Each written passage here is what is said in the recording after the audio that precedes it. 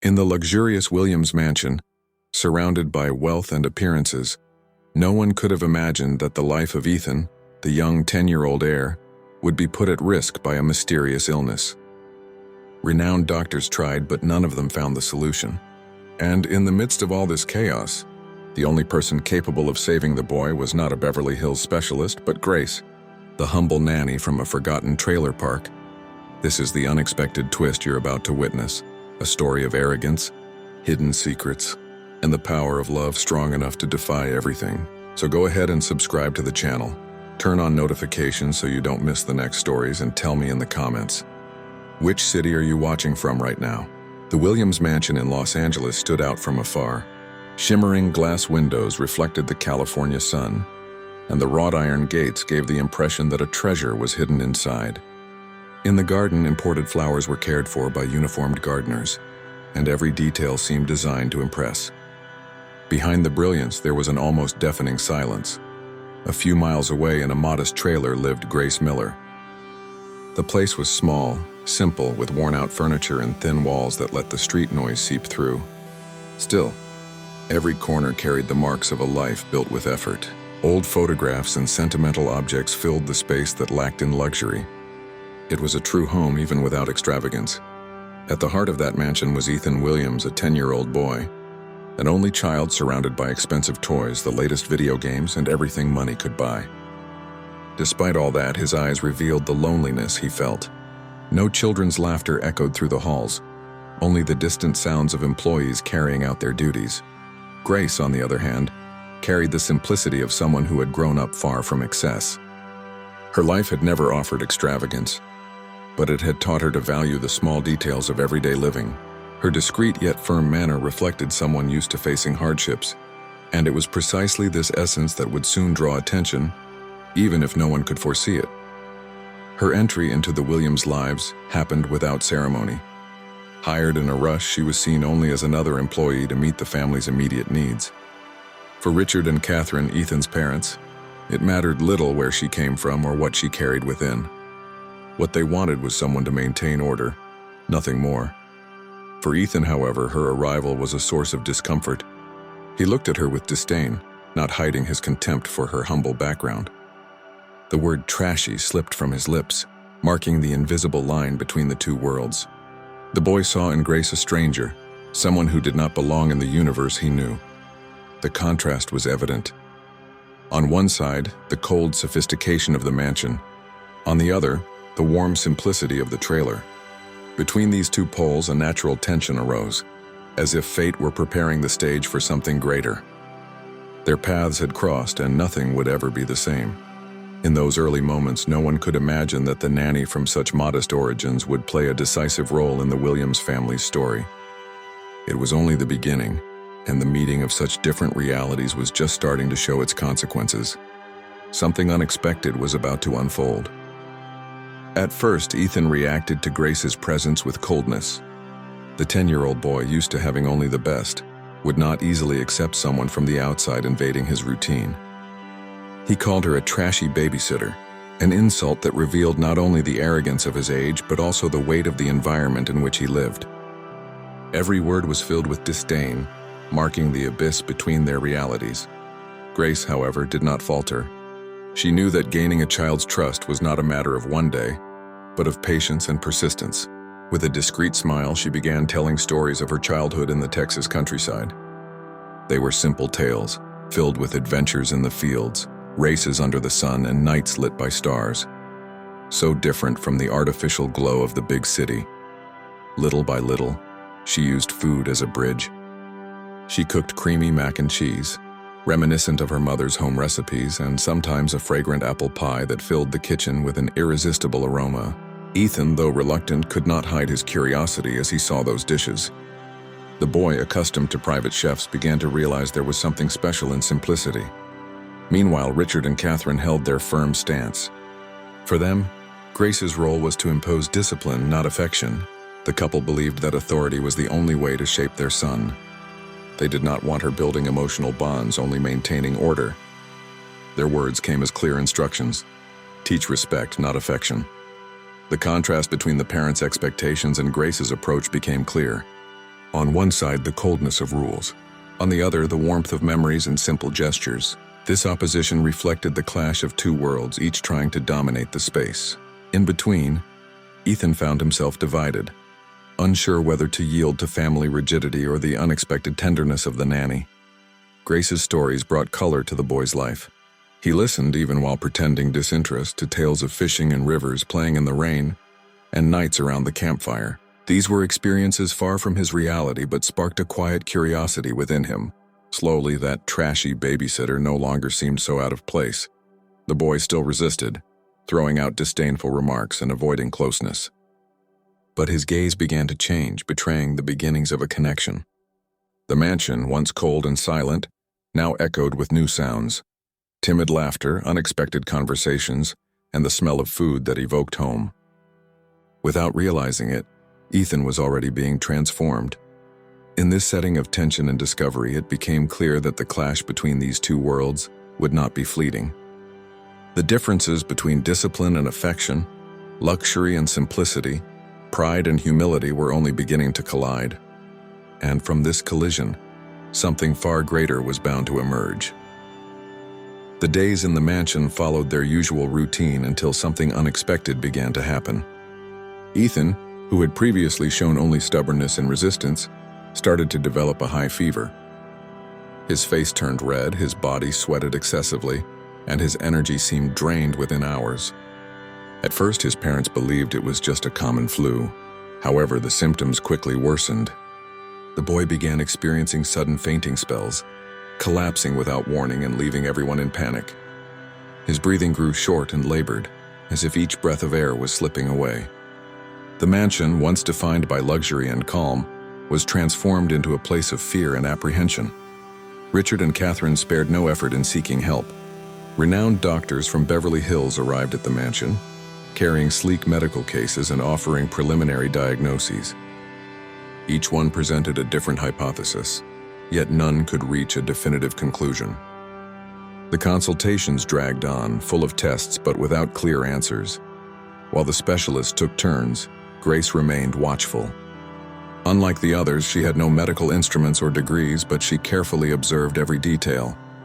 She noticed subtle changes in Ethan's skin tone, in the way he reacted to his surroundings, and even in the irregular rhythm of his breathing. Something about it didn't seem ordinary. The nights were the hardest. Ethan would wake up shivering, trembling, and struggling to breathe, sending the entire mansion into chaos. His parents grew desperate as doctors whispered among themselves about increasingly conflicting theories. Grace, quiet and steadfast, stayed close to the boy, watching him intently. The contrast between formal science and practical perception became more evident each day. To the doctors, each symptom was merely part of a complex puzzle. To Grace, they were familiar signs, echoes of something she had once heard about in her childhood. That intuition, however, remained locked inside her. Tension grew with each day without a diagnosis. Catherine tried to remain composed, but her demeanor betrayed her nerves. Richard, used to being in control, grew impatient with the lack of results. In the middle of it all, Ethan grew weaker, as though his vitality was being stripped away piece by piece. And so, what began as an ordinary fever quickly turned into a medical mystery no one could solve. Grace, the quiet observer, carried within her the growing sense that this was something no protocol could resolve. Something greater was on the horizon. Grace began to connect the dots silently. Memories of her hometown in Texas resurfaced with intensity. She recalled an outbreak of a rare illness that had affected several families there. The symptoms were strikingly similar to Ethan's: high fever, fainting spells, difficulty breathing. The memory brought back signs the doctors seemed to be ignoring.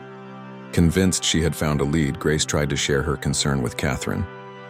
She approached respectfully, explaining what she had noticed and linking it to her past experience. But the response was harsh. Catherine interrupted her coldly. "You are just the nanny." The weight of that phrase echoed through the mansion's hallway. Even dismissed, Grace did not stop observing. Every move Ethan made confirmed her suspicion even more. She noticed the cold sweats, the sudden crises, and the pallor that consumed him within minutes. Though unrecognized, she knew she had to be ready to act. On a stormy night, the tension reached its peak. Lightning lit up the mansion and thunder roared through the corridors as Ethan collapsed suddenly. His body trembled, his breathing faltered, and Catherine's screams summoned everyone to the room. Panic filled the air. The doctors rushed to intervene, but their procedures had no immediate effect. In that instant, Grace stepped forward, ignoring disapproving stares. With improvisation and speed, she applied emergency care she had learned in her childhood, simple yet effective techniques. For a few hours, she managed to stabilize the boy. The room fell into silence after the temporary improvement. The contrast between the doctor's confidence and the nanny's firm action surprised everyone. Ethan breathed more steadily, though still fragile. For the first time, it became clear that Grace's knowledge, though dismissed, could make a difference. Richard watched the scene with suspicion. His pride prevented him from accepting that someone without a degree had done more than famous specialists. Still, he could not deny that his son had survived thanks to her unexpected intervention. The clash between status and truth was beginning to unfold. That stormy night marked a quiet turning point. Grace was no longer just the nanny who cooked and told stories. Now she was the only one who seemed able to see what others could not, and this role would set her on an even more challenging path. The morning after that stormy night, the mansion was still filled with tension. Ethan had survived the collapse thanks to Grace's intervention, but that did not spare her from suspicious looks. Instead of gratitude, the air was thick with veiled accusations. Her presence was no longer just that of a nanny, but of someone who had dared to cross an invisible line. Among the specialists brought from New York, one name stood out. A famous doctor, used to stages and interviews, pointed at Grace as guilty of inappropriate interference. In an arrogant tone, he claimed her care could have put the boy at risk. His words echoed in the hall, reducing her feat to the mistake of an amateur.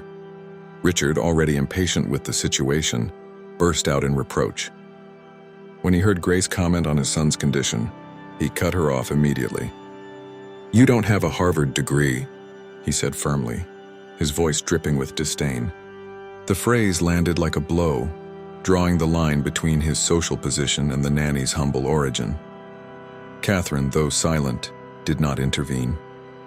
Her gaze seemed torn between her husband's authority and the memory of the night before, when Grace had been the only one to keep Ethan alive for a few hours. Doubt flickered in her eyes, but silence still bound her to Richard's side. Grace, however, felt the weight of every word and look. She was trapped in an unfair battle, surrounded by powerful, influential people, but with no ally at her side. The contrast between her simplicity and the family's luxury became sharper with each moment. Still, she held herself upright, knowing her intuition could not be ignored. The doctors huddled around reports reinforced the notion that only academic knowledge could save the boy.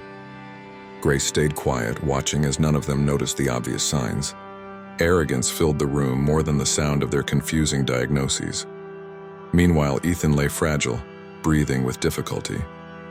His body seemed to be fighting something invisible, while the adults drowned in disputes over power and authority. The boy, vulnerable, was living proof that the truth had not yet been found. Even in sickness, his eyes searched for Grace. In that moment, social inequality was not just a barrier, but a wall built against her. The humble nanny stood alone in her struggle, holding on to a truth that could change everything. The arrogance of those around her only reinforced that the battle was just beginning. Ethan's condition worsened with each passing hour. The fever no longer subsided, not even with the strongest medications, and the fainting spells became more frequent. The boy struggled to breathe as if every breath was a battle. The atmosphere in the mansion was one of despair, and not even the most renowned doctors could find a solution. Grace, seeing the situation slipping out of control, knew she could no longer wait. She recalled an old remedy taught by her grandmother, a medicinal tea used in times of crisis. Despite her fear of being reprimanded again, necessity spoke louder. She decided to act, breaking every rule imposed by her employers. In the mansion's kitchen, she prepared the infusion with steady hands, mixing simple herbs she had kept as a memory of her childhood in Texas. The strong aroma spread through the air, contrasting with the house's luxury. It was an act of courage, born from the conviction that if she did nothing, the boy might be lost forever. With the tea ready, Grace returned to the bedroom. The doctors tried to stop her, but her determination silenced them. Catherine watched from a distance, too hesitant to intervene, while Richard, filled with fury, threatened to expel her immediately. Still, she stood firm, bringing the cup to Ethan's trembling lips. The boy, in the throes of fever, accepted the remedy. He drank in small sips while Grace supported him with care. Silence filled the room, everyone waiting for a sign of reaction. Each second felt endless, as though time itself had frozen in the face of such a risky choice. Then something unexpected happened. Amid weak murmurs, Ethan called Grace Mom. The words, soft yet powerful, thundered through the room. Richard and Catherine were stunned, unable to react immediately. The boy in his delirium revealed where he had truly found comfort. Grace held back her tears, staying strong before the scene. To her, that moment was not just the fever speaking, but a reflection of the bond quietly built between them. Her heart raced, but her gaze remained calm, as if she fully understood the weight of the responsibility she carried. The mansion sank into heavy silence, broken only by Ethan's unstable breathing. Shock hung in the air and no one knew what to say. But one thing was certain. Grace's courage had changed the course of the story, and the consequences of her choice were yet to come. In those intense days, Grace began to suspect that there was something more behind Ethan's mysterious illness. Her sharp observation led her to notice unusual details in the mansion's routine. Glasses of water served to the boy seemed to make him even weaker, and the symptoms worsened right after. It was a pattern she could not ignore. One afternoon, alone in the kitchen, she decided to investigate further. She examined the water source used daily and noticed that the reservoir had not been properly maintained. There were signs of contamination, a faint but strange odor that lingered. The discovery reminded her of stories from her hometown, where similar negligence had caused an outbreak. As she connected the pieces, Grace realized the gravity of the situation. The mansion's water was contaminated, and the person indirectly responsible was none other than Richard. He had authorized cost-cutting measures in the water supply company, prioritizing profit over safety. The very problem now threatening his son's life was a direct consequence of his own decisions. With her heart racing, Grace tried once again to speak with Catherine. She explained what she had noticed, describing each detail with firmness. Catherine listened in silence, but her expression shifted to unease. For the first time, a seed of doubt settled in her mind, though she still resisted believing it. Richard, however, could not imagine that this secret was beginning to surface. For him, the official narrative had to remain intact. Renowned doctors tending to his son, sophisticated diagnoses, and total control over the situation. The possibility that his own negligence was the cause was unthinkable. Grace now faced a dilemma. To remain silent meant being complicit in injustice. To speak out meant risking her position and even her safety. The social inequality grew more evident. A humble nanny against a powerful magnate, surrounded by influence and resources. The truth weighed heavily on her shoulders. Meanwhile, Ethan remained in a fragile state, unaware of the secret surrounding his life. His eyes sought comfort in Grace, comfort he could not find in his parents or the doctors. Their bond grew quietly, as if the boy already knew his survival depended on her. The revelation of the contamination changed everything. Grace understood she was facing a truth capable of destroying the Williams family's reputation and fortune. But above all, she knew she had to choose: remain silent or fight for the boy's life, no matter the cost. Grace's discovery began to threaten the fragile balance of the Williams family. When Richard learned that the nanny had spoken to Catherine about the contaminated water, his face hardened. He could not allow such information to spread. The family's reputation and his business empire were at stake, and any rumor could mean ruin. In a tense conversation in his office, Richard made his intentions clear. With a firm voice, he ordered that Grace be immediately dismissed. He called her insolent, accusing her of defamation. More than that, he threatened to file a lawsuit if she dared repeat her accusations. His tone left no room for negotiation. Grace, caught off guard, tried to argue. She explained that it wasn't defamation but Ethan's life at stake. Yet her words fell on deaf ears. Richard had already made up his mind. The priority was to silence any threat that could tarnish his image. Truth had no place in an environment ruled by power and fear. Catherine watched the scene with growing discomfort. Deep down, she knew Grace was telling the truth. Her worried gaze often shifted toward her sick son, who cried for help each day, but Richard's pressure paralyzed her. Choosing between protecting her husband and saving her son was a decision that was beginning to tear her apart. The expulsion was carried out coldly and humiliatingly. Improvised bags were handed to Grace, and the guards escorted her to the mansion's gates. A fine rain fell, soaking her black hair and her worn green uniform. From his window, Ethan cried out for her, his weak voice echoing into the darkness of the night. The boy stretched his hands toward the void, but there was nothing he could do. Tears streamed down his feverish face, while Catherine, motionless in the background, felt the crushing weight of guilt. The image of Ethan calling out for his nanny contrasted with Richard's coldness, as he stood indifferent, as if nothing had happened. Grace walked slowly down the road, expelled but not defeated. She knew that her silence would come at a high cost, but her conscience would not allow her to abandon Ethan. The sound of the storm blended with the boy's cries, still echoing in her mind. Every step was heavy with pain, but also with determination. Inside the mansion, only silent conflict remained. Catherine began to see her husband's true face, while Richard clung to his pride and power.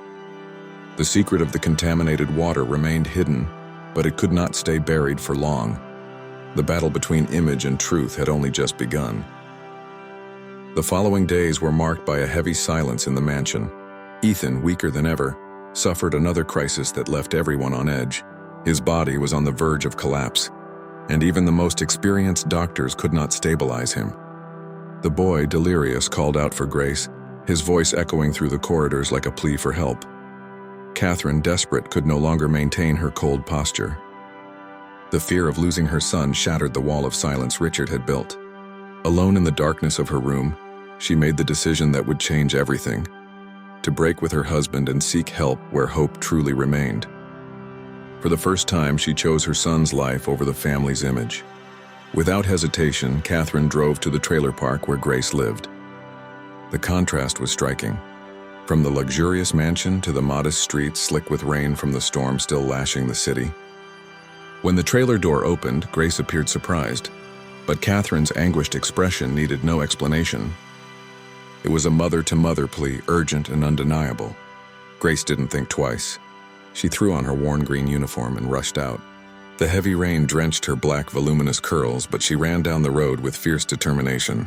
The scene looked like something from a movie, a humble woman defying all odds to save the life of a child. Meanwhile, back at the mansion, Richard struggled to maintain control. He barked orders, pressured the doctors, and threatened the staff. His expression was one of fury, but also of fear. Ethan's impending collapse symbolized not only the loss of his son, but also the downfall of everything he had built through arrogance. Suddenly, the mansion doors burst open. Soaked, breathless but resolute, Grace entered, carrying with her the last spark of hope. Her eyes locked immediately on Ethan, who lay agonizing in his room. Silence filled the air, as though everyone knew only she could change his fate. Catherine, at her son's side, looked at Grace with a mix of gratitude and desperation. Richard, however, stood frozen, unable to stop her entrance. His wife's choice had stripped him of control. The power he once wielded so absolutely was crumbling before the strength of a humble nanny. The reunion between Grace and Ethan was overwhelming. The boy, nearly unconscious, managed a faint smile as he felt her presence. With firm steps, she approached the bed, held his hand gently, and silently promised she would not let him go. The storm raged outside, but within the mansion, a thread of hope was reborn. The atmosphere in the mansion was filled with absolute tension. Ethan, weaker by the minute, struggled to breathe, each breath sounding like an immense effort. Renowned doctors took turns around his bed, but none could stop his decline. Silence was broken only by the rain striking against the windows and the boy's fragile murmurs. It was then that Grace took control. Unafraid of the skeptical stares, she once again applied the care she had learned from her grandmother. With steady hands, she adjusted compresses, offered the medicinal infusion, and remained at Ethan's side, as if her presence itself were part of the treatment. Her determination inspired confidence even in the most doubtful. Gradually, signs of improvement appeared. The boy's breathing became less labored, and the color of his skin returned faintly to normal. Everyone in the room watched in silence, astonished by the sudden change. Grace did not celebrate. She simply stayed focused. knowing much still had to be done. Meanwhile, Richard watched in shock. His once unquestionable authority crumbled in the face of the evidence. The arrogance that had sustained him for years turned into helplessness. He was exposed not only as a negligent father, but also as a businessman whose greed had endangered lives. The truth could no longer be hidden. Soon after, the press began exposing the scandal. The Williams name, once synonymous with prestige, became headline news for collapse and corruption. Richard's company lost value by the day, while the family's image crumbled before the public eye. It was the price of arrogance finally collected. Catherine, overcome with emotion, approached Grace. With tears in her eyes, she apologized for her disdain, her indifference, and her harsh words. She admitted that without Grace, Ethan would not have survived. Her sincere gesture revealed not only regret, but also the realization that she had discovered a new truth for her life. Ethan, now more stable, held Grace's hand with surprising strength for his condition. He looked at her with a faint but meaningful smile and said, "You're my real family." The phrase echoed in the room, touching every heart present. It was not just a declaration, but the revelation of an unbreakable bond. Grace, moved, looked at the mansion one last time, not as an employee, but as the woman who had saved the heir of the Williams family. The storm began to subside, and the soft light of morning filtered through the windows. It was the end of a battle and the beginning of new hope, forever marked by the miracle of love. So, what would you do if you were in Grace's place? Would you risk everything to defend the truth and save a life, even when faced with the power and arrogance of an entire family? This story shows us that many times the real miracle isn't found in money or titles, but in love and the courage of those who refuse to give up. Now I want to hear from you. Which part of this story impacted you the most? Share it in the comments. I'd love to know your perspective. And of course, don't forget to subscribe to the channel and turn on notifications, because we have many more stories like this to move you, inspire you, and make you reflect on life in a whole new way.